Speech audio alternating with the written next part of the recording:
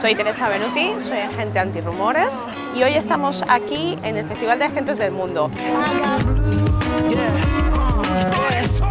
Básicamente este año vamos a hacer 3 actividades durante el desarrollo de este domingo. La primera ha sido una entrevista en Candela Radio.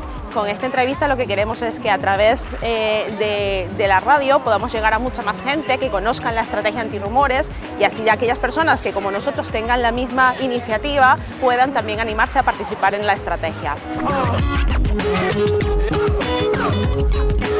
Luego vamos a hacer otra actividad que se llama Destapa el Rumor. Nuestra intención es que a través de un juego la gente pueda entender un poco o visualizar de manera muy clara el mensaje de la estrategia antirrumores.